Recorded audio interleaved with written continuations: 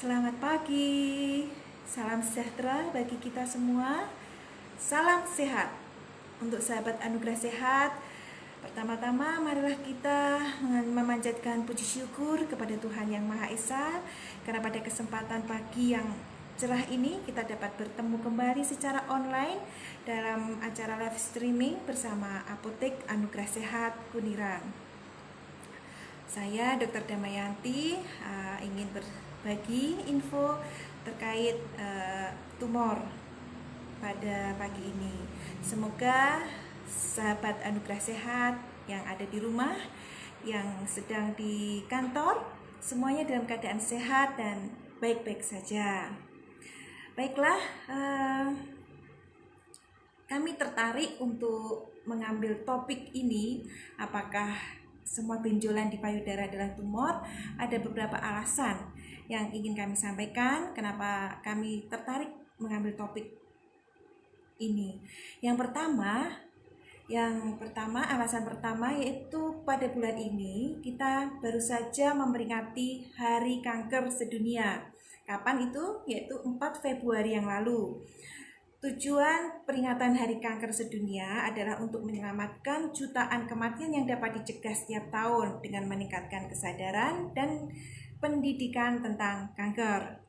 Data Globocan, yaitu Global Burden of Study, sebuah penelitian skala internasional yang mempelajari jumlah berbagai jenis kanker di dunia, menyebutkan di tahun 2018 terdapat 18,1 juta kasus kanker baru dengan angka kematian sebesar 9,6 juta kematian, di mana dari 1 dari 5 laki-laki dan 1 dari 6 perempuan di dunia mengalami kejadian kanker. Data tersebut juga menyatakan 1 dari 8 laki-laki dan 1 dari 11 perempuan meninggal karena kanker. Nah, angka kejadian kanker di Indonesia 136,2 per 100.000 penduduk, ya, berada pada urutan 8 di Asia Tenggara, sedangkan di Asia pada urutan ke-23. Ini sungguh angka yang cukup memprihatinkan dan cukup perlu kita waspadai. Nah, angka kejadian tertinggi di Indonesia untuk perempuan yang tertinggi adalah kanker payudara, yaitu sebesar 42,1 per 100.000 penduduk dengan rata-rata kematian 17 per 100.000 penduduk, yang diikuti kanker leher rahim sebesar 23,4 per 100.000 penduduk dengan rata-rata kematian 13,9 per 100.000 penduduk. Oleh sebab itu, pada kesempatan hari ini kami sangat tertarik untuk mengangkat topik terkait apakah semua benjolan di payudara adalah tumor, ya. Ini kami ingin berbagi, sharing, atau kita boleh belajar bersama pada sesi edukasi online live streaming pada pagi hari ini. Ya, sebelumnya saya ingin mengenalkan saudara sahabat anugerah sehat, apakah tumor itu, ya. Sering kali mendengar tentang tumor, ya. Tumor itu adalah suatu benjolan yang muncul akibat sel yang memperbanyak diri secara berlebihan atau akibat sel lama yang seharusnya mati masih terus bertahan hidup sementara pembentukan sel baru terus terjadi. Itu yang disebut tumor. Tumor dapat terjadi di bagian tubuh manapun, ya. Semisal di tulang, rahang, mulut, dan kulit, dan ada yang bersifat jinak maupun ganas. Oke. Yang dimaksud tumor jinak adalah tumor yang tidak menyerang sel normal di sekitarnya dan tidak menyebar ke bagian tubuh lain. Sedangkan tumor ganas bersifat sebaliknya dan disebut dengan cancer, ya. Jadi saudaraku, sahabat anugerah sehat, jangan bingung ya antara tumor dan cancer. Tumor itu semua benjolan yang abnormal, semua benjolan yang tidak normal di tubuh itu dinamakan tumor. Sedangkan tumor itu ada dua, jinak sama ganas. Nah, tumor yang ganas inilah yang dinamakan cancer. Begitu ya. Nah, untuk topik yang kita angkat tadi yaitu apakah setiap benjolan di payudara itu disebut tumor? Nah, ini juga penting sekali Bapak Ibu Saudara ketahui. Setiap benjolan di tubuh yang tidak normal di dunia kedokteran disebut tumor. Namun, penyebab benjolan di payudara tidak selalu karena penyakit kanker payudara. Nah, beberapa penyebab benjolan di payudara antara lain ya, Bapak Ibu boleh catat ya. 1, fibroadenoma. Yang kedua, fibrokistik. Yang ketiga, papiloma intraduktal, dan yang keempat, lipoma ya. Sementara ada 4 untuk benjolan yang bisa sebagai penyebab di benjolan di payudara. Jadi bukan semua benjolan di payudara adalah kanker. Baik, Bapak Ibu, akan kami jelaskan satu persatu ya. Untuk fibroadenoma. Fibroadenoma itu apa? Pasti saudaraku yang ada sahabat Anugerah Sehat semoga tidak bingung ya. Untuk fibroadenoma adalah jenis tumor jinak ya yang paling sering menyerang wanita muda pada usia 15 sampai 35 tahun. Ciri-ciri benjolan fibroadenoma ini adalah bisa digerakkan atau berpindah-pindah tempat. Jika ditekan, benjolan akan terasa padat, berbentuk bulat atau oval dan kenyal, serta tidak terasa sakit. Yang fibroadenoma ini tidak berpotensi berkembang menjadi kanker, ya. Yang kedua, fibrokistik. Apa sih yang disebut dengan fibrokistik itu, Dok? Jenis tumor payudara jinak yang hilang timbul sesuai siklus haid ya. Jadi apabila ada benjolan di payudara yang pada saat-saat haid, ibu-ibu sahabat Anugerah Sehat jangan langsung panik ya.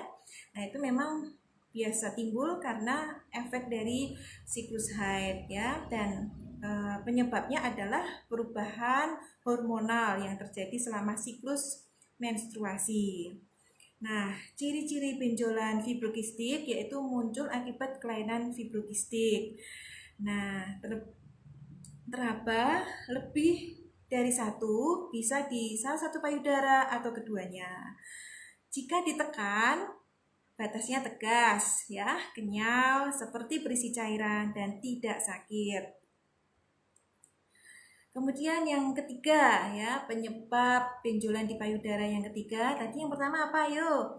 Fibroadenoma, yang kedua fibrokistik, yang ketiga yaitu papiloma intraduktal ya. Apa lagi nih papiloma intraduktal, Dok? Istilahnya kok berat ya sepertinya. Tidak ya ibu-ibu semua. Ini mungkin kita fokuskan untuk kaum wanita ya.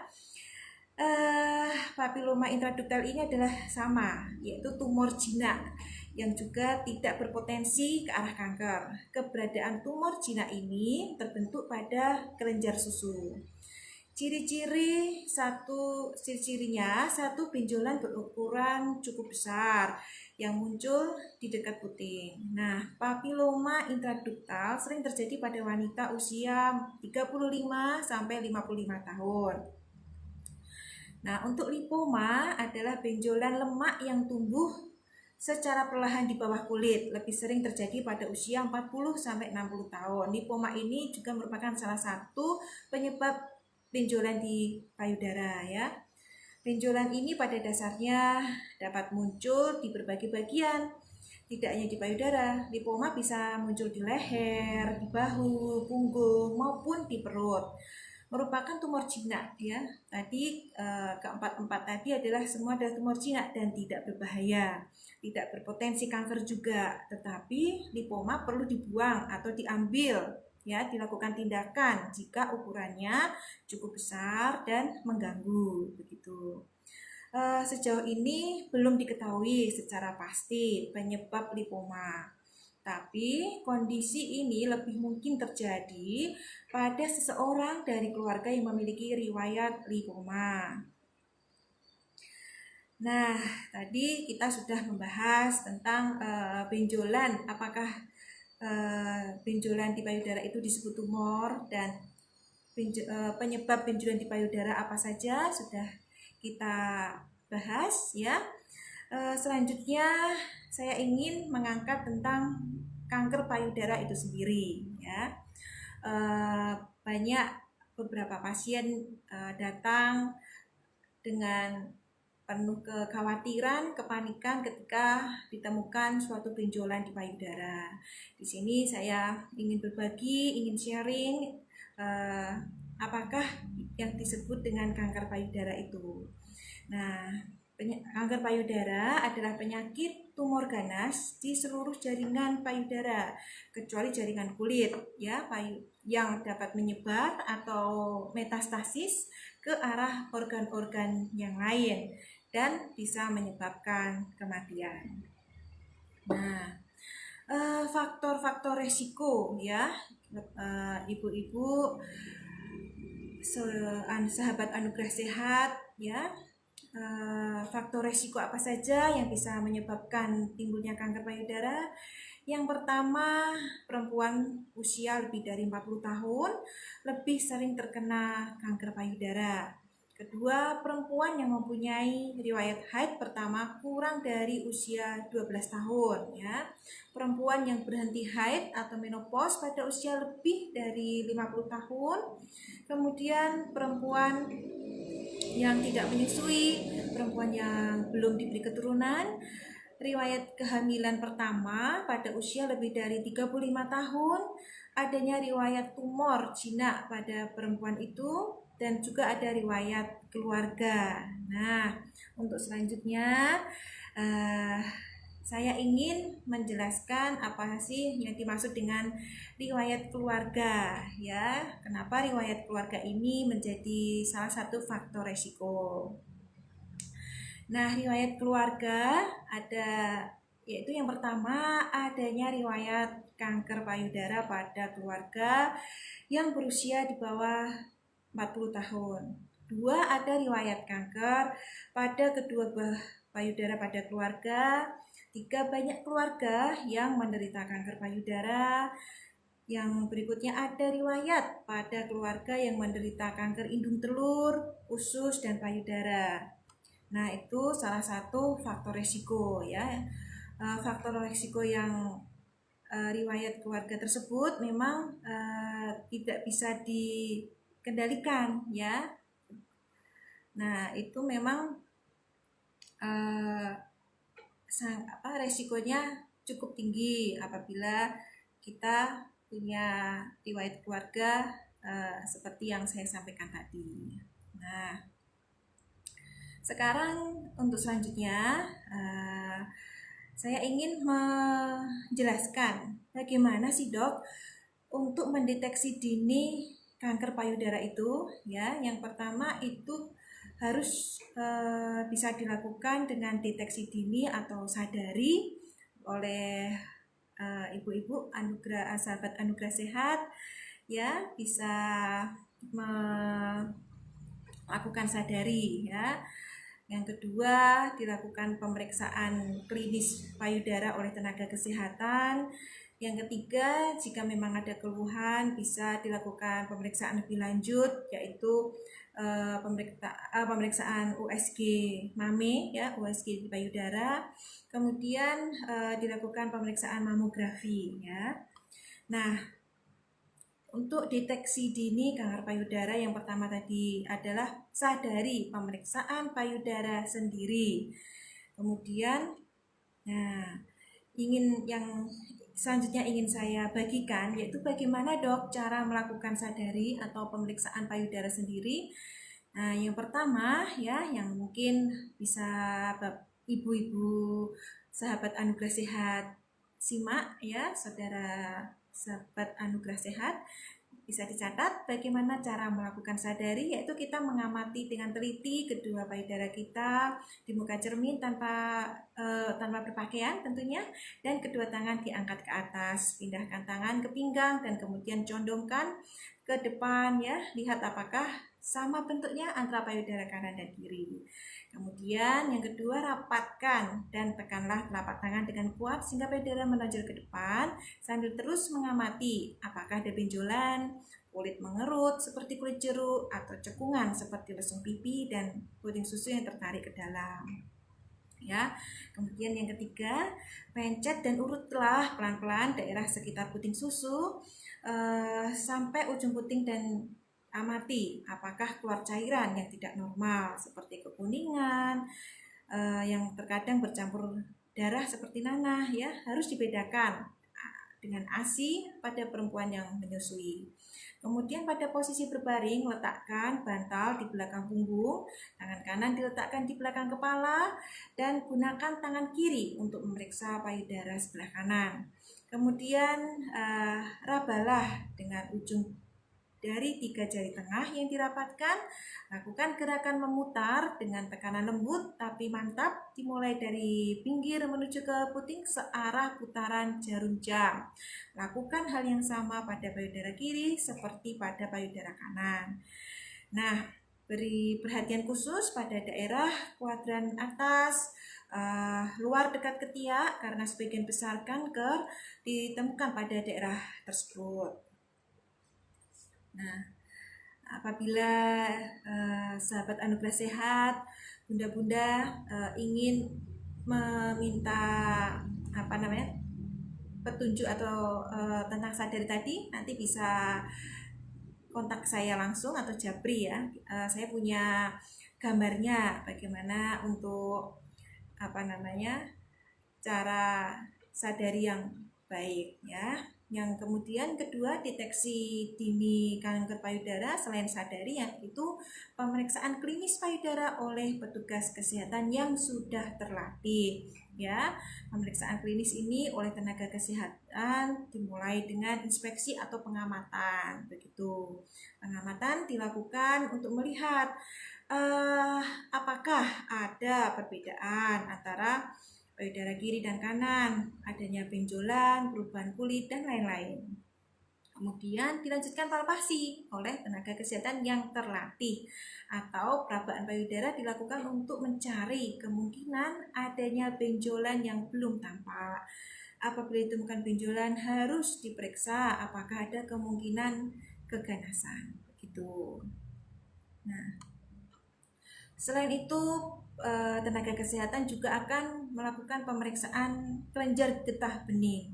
Setelah pemeriksaan payudara tadi dilakukan, juga akan dilakukan pemeriksaan kelenjar getah bening di daerah sekitar tulang belikat ya, belakang punggung, dan juga di sekitar ketiak. Begitu. Oke. Untuk pemeriksaan lanjutan ya, tadi kan kita sedang membahas bagaimana mendeteksi kanker payudara. Apa tadi? Yang pertama dengan sadari, kedua pemeriksaan klinis oleh tenaga kesehatan, dan yang ketiga itu pemeriksaan lanjutan. Nah, ini menggunakan dengan alat khusus ya. Yang pertama itu USG ya. USG itu dianjurkan terutama bagi perempuan yang berusia kurang dari 35 tahun ya, bisa dicatat ya. Kemudian yang kedua pemeriksaan mamografi ya. Kapan mamografi dilakukan? Dianjurkan terutama bagi perempuan yang usia lebih dari 35 tahun. Nah, ini juga sangat menarik sekali. Kapan harus ke dokter ya?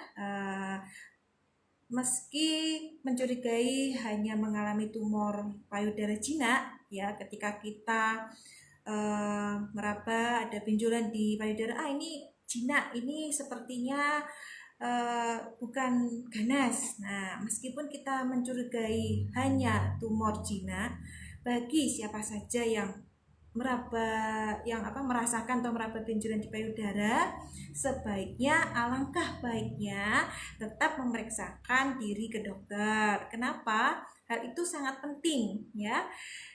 karena untuk memastikan kembali penyebab benjolan di payudara apakah betul-betul itu jinak atau ke arah keganasan. Jadi setiap teraba benjolan, setiap ada keluhan benjolan di payudara harus segera konsultasi dengan dokter ya. Selain itu, seseorang juga perlu segera menemui dokter jika melihat salah satu dari gejala berikut ya. Yang pertama, perubahan ukuran atau bentuk pada salah satu atau kedua payudara. Yang kedua, keluar cairan dari salah satu puting yang bercampur dengan darah. Yang ketiga, benjolan atau bengkak di salah satu ketiak ya, ada teraba benjolan di ketiak ya, itu harus segera konsultasi dengan dokter ya.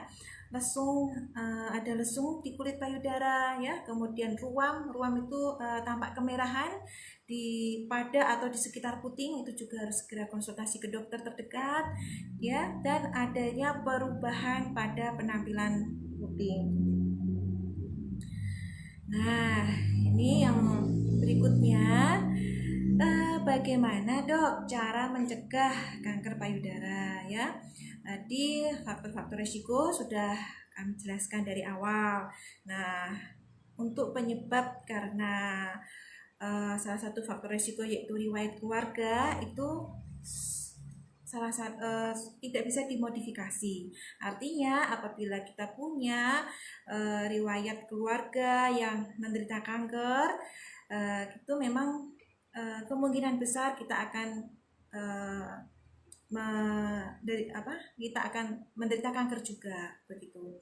Nah, ini yang bisa dicegah yaitu dari faktor lifestyle ya, dari pola hidup ya. Yang pertama yaitu batasi untuk minum minuman alkohol ya, selain dibatasi kalau bisa dihindari ya.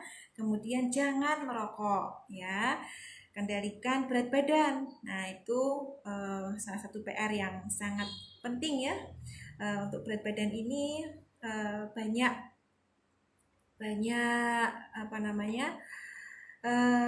berisiko ke banyak penyakit ya. Salah satunya kanker juga harus mengendalikan berat badan begitu.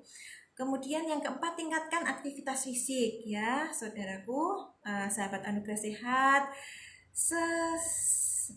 Sesempat mungkin diusahakan untuk olahraga ya, yang sekarang mungkin bisa jogging ya, atau bersepeda ya, atau mungkin kalau di rumah punya sepeda statis bisa ya, tiap 30 menit ya, sehari sekali itu disempatkan untuk olahraga, untuk ada kegiatan fisik ya begitu.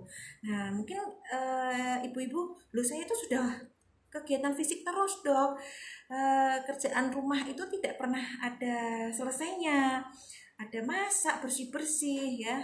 Beda ya ibu-ibu, kegiatan fisik di sini ketika kita berolahraga, pikiran kita juga rileks. Nah, itu yang diperlukan. Nah, kemudian yang kelima, menyusui ya, untuk ibu-ibu yang pengantin baru ya, mari kita berusaha untuk berjuang menyusui buah hati kita ya. Kita berupaya bagaimana caranya supaya kita bisa menyusui buah hati kita, karena itu salah satu cara untuk mencegah terjadinya kanker payudara. Kemudian yang keenam, batasi dosis dan durasi terapi hormon ya. Banyak loh ya di luar sana kita jumpai, yaitu para wanita-wanita pengen cantik, pengen langsing ya, itu dengan suntik hormon ya. Jadi hati-hati di dalam penggunaan terapi hormon, harus sesuai dengan pantauan tenaga medis, pantauan dokter yang berkompeten ya. Jangan melakukan terapi hormon dengan sembarangan karena bisa menyebabkan kanker payudara. Bersyukurlah, banyak-banyak bersyukur dengan kita, Tuhan sudah menciptakan kita dengan tubuh yang sehat, itu sudah bersyukur ya. Kalau ingin lebih putih, lebih cantik, lebih langsing, berupayalah dengan yang lebih baik, hindari untuk terapi hormon yang tidak sesuai kaidah ya. Kemudian yang ketujuh, hindari paparan radiasi dan pencemaran lingkungan ya. Dan yang delapan, makan makanan yang sehat ya. Jadi makan makanan yang sehat ini juga salah satu cara untuk mencegah terjadinya kanker. Apa sih dok makan makanan yang sehat itu? Ya, makan makanan yang bergizi ya. Dikhawatirkan di sini karena masa pandemi ya, harus di rumah aja. Seringkali kita masak yang siap saji. Nah, ini harus dihindari. Pilihlah makanan yang dimasak sendiri, sayur, buah ya. Kita biasakan untuk makan makanan yang sehat. Gitu. Untuk cemilan juga kita pilih yang rebusan ya, jangan yang sering-sering yang gorengan. Untuk yang suka hobi barbecue juga jangan sering-sering ya, begitu. Nah, tidak terasa kita sudah masuk ke take home message ya. Nah, yang pertama, pesan apa yang bisa kita ambil dari edukasi online pada pagi hari ini, yaitu Hari Kanker Sedunia diadakan karena dalam rangka mengoptimalkan upaya pencegahan dan pengendalian kanker. Perlu adanya upaya masif yang dilakukan oleh semua pihak, baik pemerintah maupun masyarakat dalam pencegahan dan pengendalian kanker. Bagi pecinta kanker, tetap semangat, karena dengan hati yang gembira kita bisa melawan segala macam penyakit. Nah, yang kedua, lakukan deteksi dini tumor payudara dengan rutin melakukan sadari.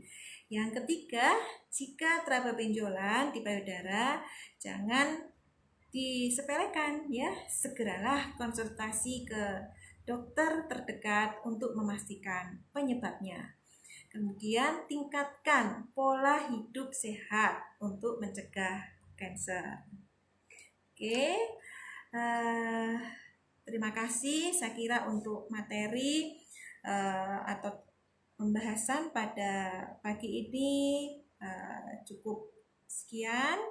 Silakan jika ada pertanyaan bisa chat langsung ke Facebook kami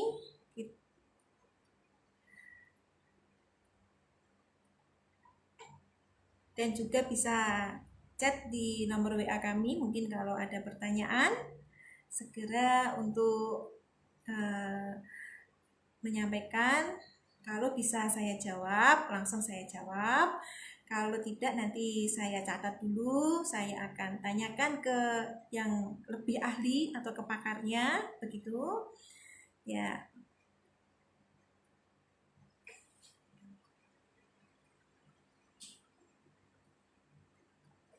Bagaimana? Ada yang ingin bertanya?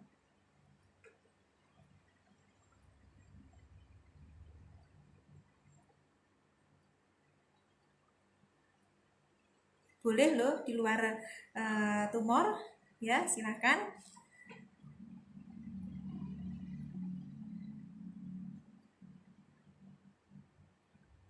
Ya, sambil kita tunggu, kami ucapkan terima kasih untuk sahabat Anugerah Sehat yang sudah hadir, sudah ikut menyimak pada edukasi online pada pagi hari menjelang siang.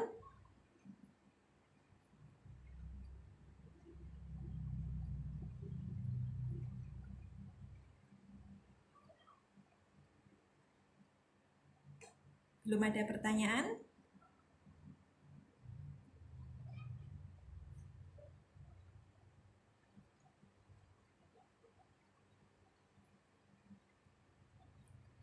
Ya.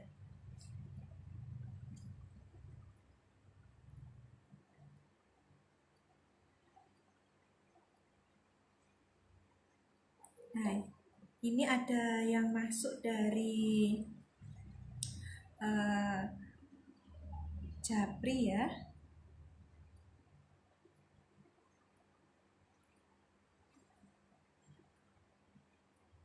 Oh ya, ini kapan sebaiknya kita melakukan sadari ya. Oke, pertanyaan yang sangat bagus sekali Bunda. Terima kasih ya. Untuk kapan kita perlu melakukan sadari atau periksa payudara sendiri, yaitu lakukan pemeriksaan payudara sendiri minimal 1 bulan sekali ya. Nah, 1 bulan sekali. Nah, untuk jangan pada saat menstruasi. Kenapa? Karena pada saat menstruasi ini seringkali kita nanti dibiaskan dengan benjolan yang muncul karena siklus mens gitu. Tapi juga nggak apa-apa kalau misalnya kita pada saat menstruasi kita mau memastikan kita periksa pada saat menstruasi juga tidak apa-apa ya, karena nanti misalnya pada saat menstruasi kita lakukan sadari, oh ternyata itu ada benjolan begitu, nah itu, dan kita tunggu dulu, kita tunggu sampai siklus mens kita selesai. Nah, setelah siklus mens kita selesai, kita ulang sadari lagi ya. Oh, ternyata setelah menstruasinya selesai, tidak teraba adanya benjolan atau pembengkakan di payudara. Jadi benjolan tersebut disebabkan karena siklus mens. Ayo, tadi ingat penyebab benjolan di payudara yang disebabkan karena siklus mens apa aja ya? Fibroadenoma, fibrokistik itu bisa disebabkan karena siklus mens gitu. Nah, ini ada pertanyaan yang bagus juga dari Bunda Graciela Ella, dari Bunda Ella. Kelenjar lemak di bawah ketiak termasuk apa, Dok? Kelenjar lemak. Oke, saya coba menjawab ya. Untuk di ketiak ini memang secara anatomi tubuh itu ada yang namanya kelenjar getah bening, getah bening ya. Kelenjar ini fungsinya untuk membantu daya tahan tubuh kita begitu. Nah, kalau kelenjar ini membesar dan tidak normal, nah ini yang harus diwaspadai. Kalau ditemukan ada benjolan di ketiak, ya di salah satu ketiak, kita silakan konsultasi ke dokter, atau di rumah kita bisa mengecek dulu apakah ada benjolan di tempat lain, ya, yaitu di payudara ada benjolan tidak, atau di lipat paha ada benjolan tidak. Nah, karena benjolan yang kelenjar di payudara di ketiak itu bisa merupakan hasil metastase atau hasil penyebaran dari tumor atau kanker primernya. Jadi kanker primernya bukan di ketiak, bisa di payudara. Yang terdekat adalah organ payudara yang bisa menyebar ke ketiak. Jadi apabila ditemukan Bunda meraba ketiak, oh ada benjolan, ya itu bisa dicek juga payudaranya apakah ada benjolan. Nah, yang kedua, apakah semua benjolan di ketiak itu juga berbahaya?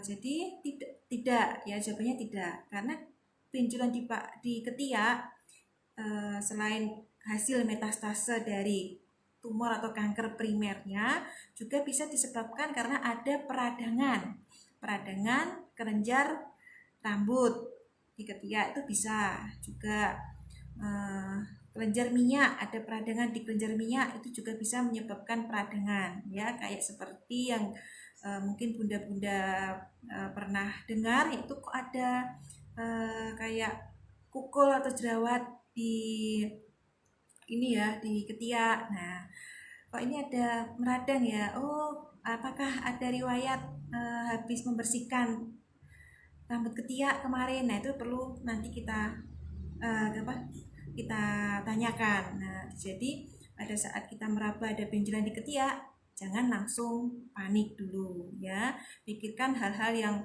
sederhana dulu seperti tadi. Mungkin ini ada pembengkakan atau peradangan di kelenjar rambut, kelenjar minyak ya. Kelenjar minyak itu maksudnya kelenjar keringat, itu bisa juga karena mungkin sering pakai deodoran, itu juga bisa menyebabkan, salah satu faktor menyebabkan peradangan di kelenjar rambut, ketiak atau kelenjar keringat begitu ya. Untuk yang berikutnya yaitu adanya lipom. Lipom juga bisa, atau yang namanya tadi perlemakan di jaringan kulit. Jadi kalau benjolan itu di ketiak dan tidak ditemukan di tempat lain dan tidak terasa nyeri ya, tidak meradang. Kalau radang kan nyeri ya. Kalau ini tadi benjolannya tidak nyeri, kemudian tidak ditemukan di organ lain juga nggak ada, atau di tempat lain nggak ada benjolan, bisa itu karena lipom ya. Lipom adalah perlemakan begitu. Terima kasih pertanyaannya Bunda Graciela Ella. Kemudian oke.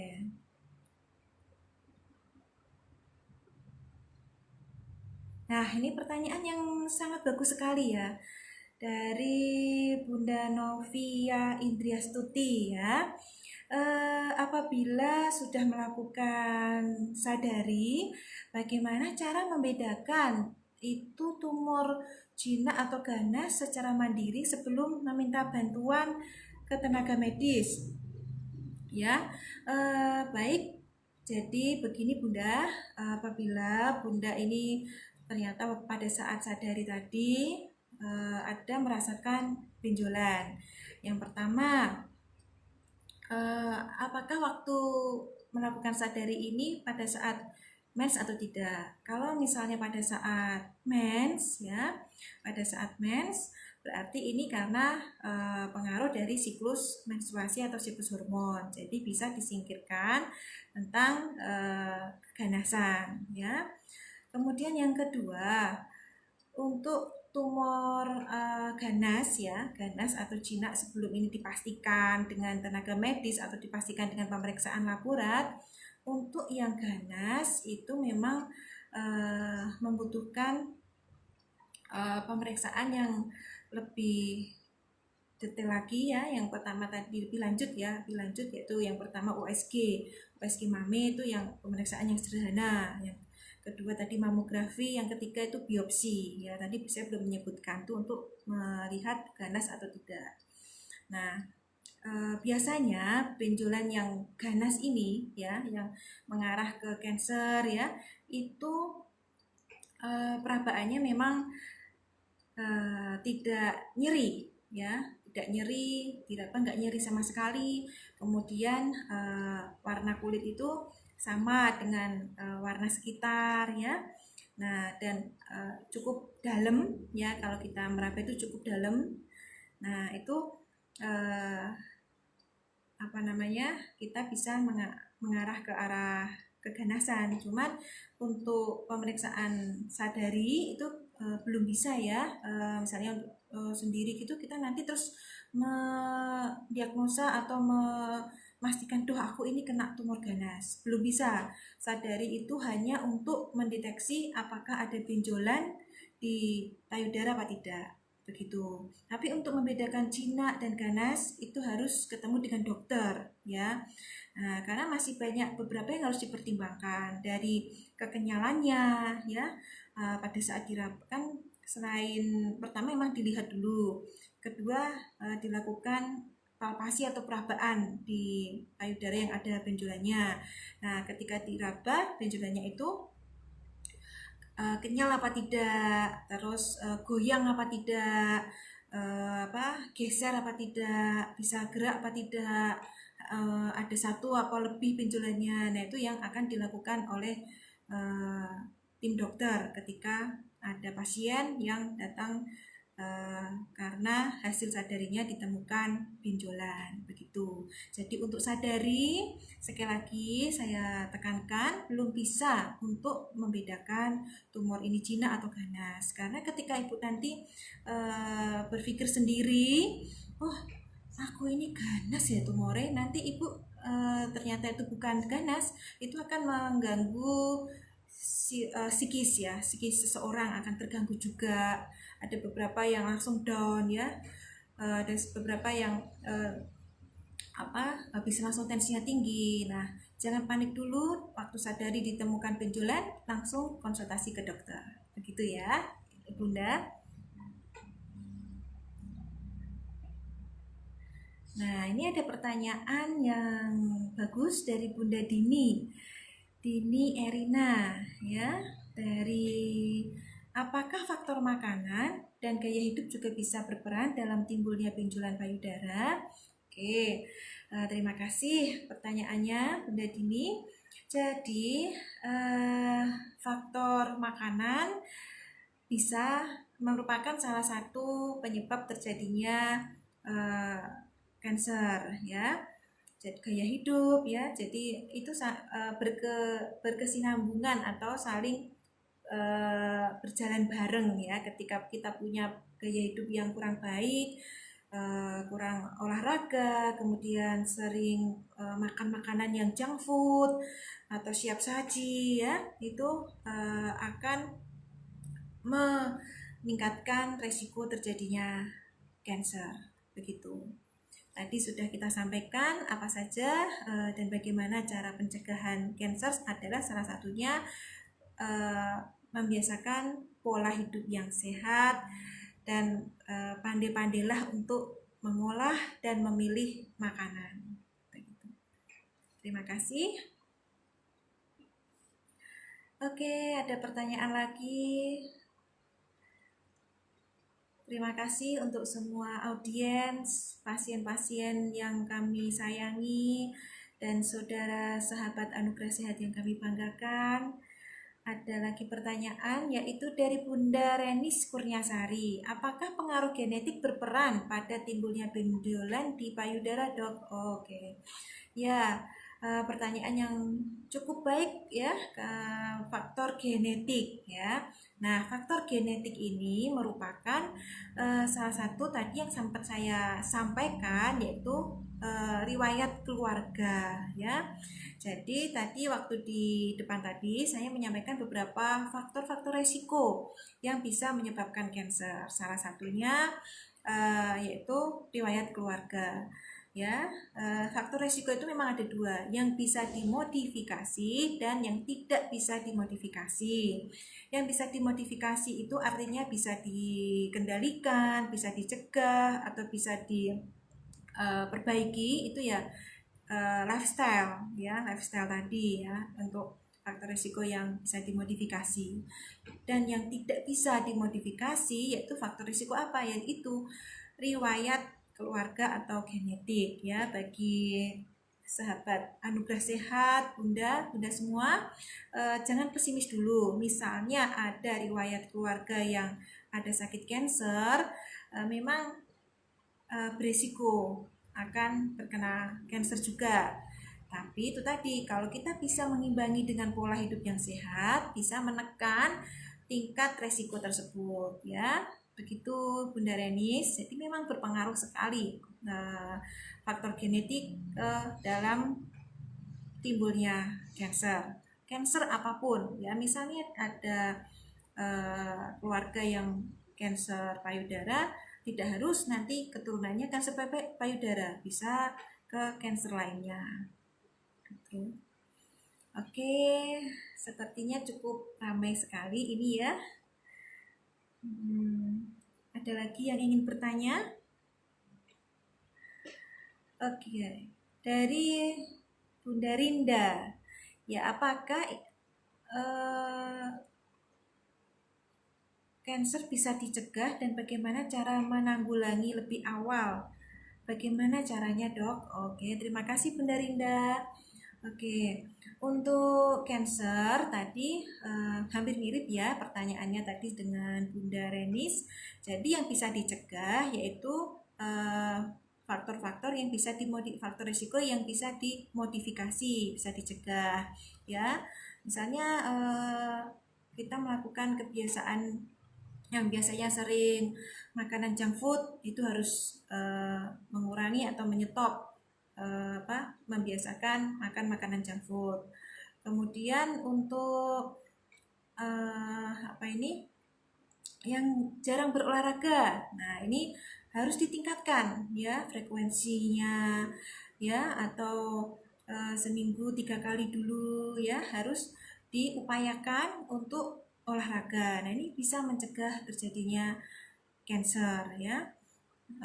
Kemudian dari makanan, misalnya sering makan makanan yang berlemak ya, ini juga bisa menghindari timbulnya tumor seperti tumor jinak seperti lipom seperti itu ya. Oke, terima kasih atas pertanyaannya.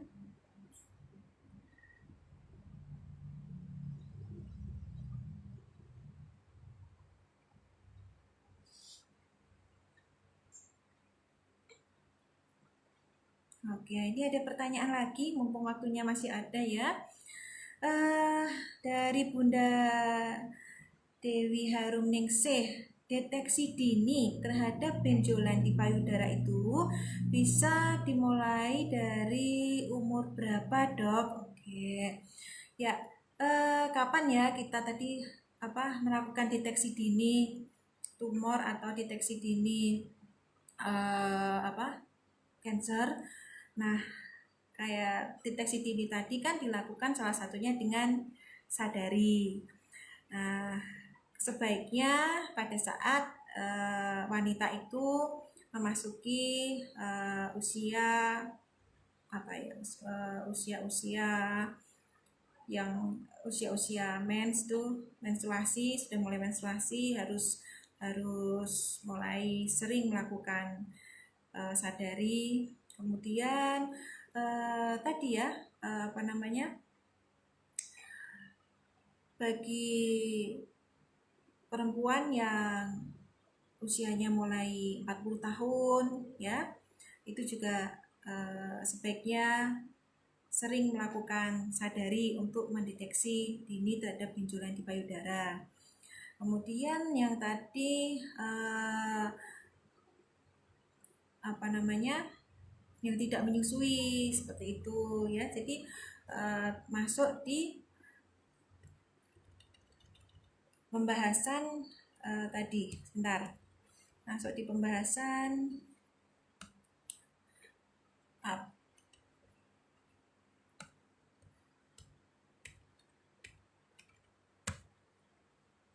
ya, perempuan yang mempunyai riwayat haid pertama kurang dari usia 12 tahun ya. Ini juga harus segera atau sesering mungkin melakukan sadari. Nah, ini masuk ke faktor risiko yang sudah saya sampaikan tadi, yang bisa menjawab deteksi dini terhadap benjolan di payudara itu bisa dimulai dari umur berapa, Dok? Ya, apabila perempuan itu haidnya kurang dari 12 tahun ya harus mulai diajarkan untuk sering melakukan sadari ya, meskipun masih anak-anak ya. Kemudian perempuan yang tidak menyusui ya, kemudian yang tidak punya anak itu juga harus sering-sering melakukan sadari. Ya, begitu ya Bunda Dewi Harum Ningsih.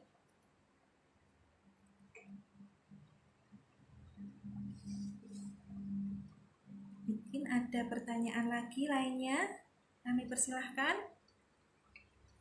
Semoga di sana semuanya dalam keadaan sehat. Jangan lupa tetap melakukan protokol kesehatan. Apakah semua yang hadir di sini sudah mendapatkan vaksin? Mungkin yang bekerja di public health ya. Semoga yang sedang vaksin saat ini juga tetap diberi kesehatan. Meskipun sudah vaksin, tetap protokol kesehatan tidak boleh lepas ya. Mungkin ada pertanyaan lagi?